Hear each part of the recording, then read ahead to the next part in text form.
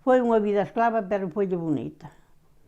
Foille, eu digo a verdade que aquela vida foi esclava, porque claro, había que traballar moito, porque usted perdelle con a casa de 9 personas, e toda a xente nova, había que se sacudir, que non é dicir, había que se sacudir, porque había que fiar o liño, había que clarealo, había que tecelo, había que facerlle todo. Había que segar o trigo, sembrar o millo, sachalo, as patacas, iso era duro. Pero, nós as mulleres, porque os nosos hermanos foi cando foron traballar fora. E traballamos duro, eu unha miña irmá que falleceu, a pobriña tamén. Temos aí outra dese lado, unha cociña dela para lle cocer aos porcos. E claro, aquí se cara para estar fiando ás 3 ou ás 4 da mañá, facía frío. E ali puñámos a leña na cociña e fiábamos aí na cociña. Porque depois para outro día había que ir traballar fora, ao campo, e non podíamos poñernos a fiar. A vida daquela foi esclava, moi esclava, pero foi moi bonita, para min. Cada un dio o que queireu. Facíanse chaquetas, facíanse jersés, todo manual, botabas o liño,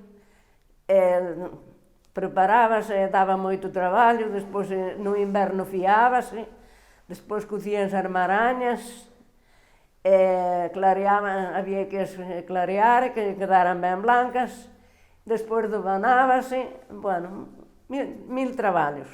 De noite traballábase tanto que me apludía. Onde ir a janar non había, a muller que tiña un home canteiro, pois vivía ben, porque janáballe un sueldo bo, pero os outros do campo facíase pouco, facíase para comer a boera. As que cosían eran as que tiñan algo de traballo, pero despois das outras nada, había que se agrar ao campo nada máis. Había que, quixera non quixera, había que traballar a terra, traballar montes, e o que se puñera por diante, porque senón non se vivía. Moito pior. Moito pior porque non había direito a nada. Bastante era que viñan unhas votacións e a muller non tiña voto.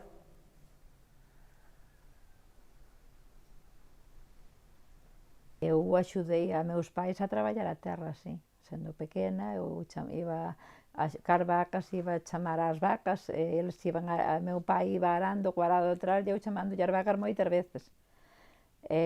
Teño un recordo de nena que eu non me gustaban nada os domingos, porque os domingos había que ir car vacas para os cumareiros, non sei se sabe o que son os cumareiros, son as migas de terreno que quedan de arredor das leiras, que era onde botaba pasto, entonces aí había que ir car vacas presas a facer ese pedazo de cumareiro os domingos, pero era os domingos, porque por a semana sí que íbamos á escuela, a nós deixábamos ir á escuela todos os días. Onde eu nacín, iban todos á escola, en general, iban todos os nenos e as nenas á escola, pero sabía que faltar algún día, sempre faltaba a nena e non o neno.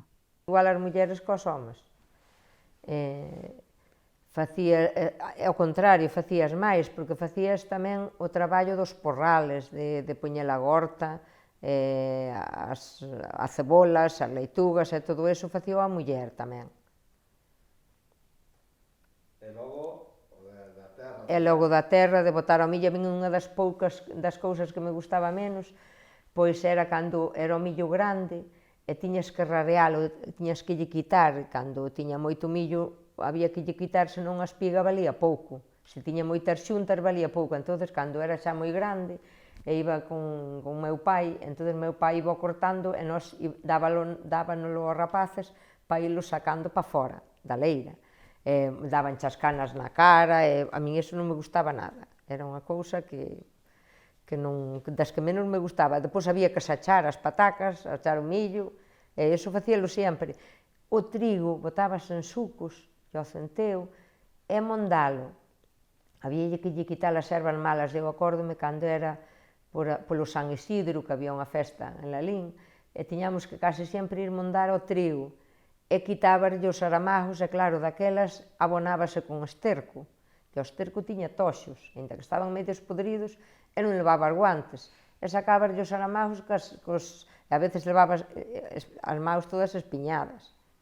E tiñamos que mondalo e sacar depois ir á noite para que te deixaran ir pola tarde unha amiga á festa. Sí, bueno, o traballo era todo, bueno, íbalo aprendendo de rapazo porque xa te ibas metendo. Desde pequeno, pois xa ibas, cando podías xa achabas, e cando tiñas que axudar, aos sábados ou aos domingos ou depois ao que acababas o colegio. Pois tiña, os rapaces a mañá iban car vacas ou eso, e despois, cando tocabas achar, ibas todos. Pois miña nai, no día a día. A segar a erva e a cagadaña, que hoxe hai outras comodidades. Hoxe un labrador traballa e descansa, pero daquela, para facer menos, pasábamos o doble de traballo. E o papá viña de inverno, e despois xa comprara un trator, e araba no monte, botábamos o trigo no monte, pero claro, a hora de sagalo, éramos as dúas.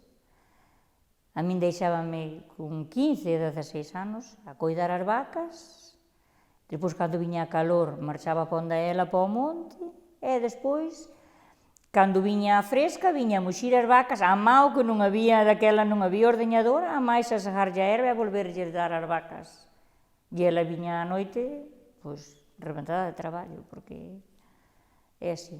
Eu que sei, nas casas onde había máis xente, pois facían as cousas de outra maneira, pero eu ao non ter irmáns tiña que estar sempre aí.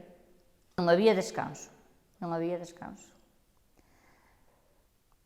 Chegou o punto de que había que ou modernizarse que os animales e nós non tiñamos todo o terreno que facía falta para poñernos aí con moitas vacas e meus pais xa falleceron onde iba e metíme carpinteira.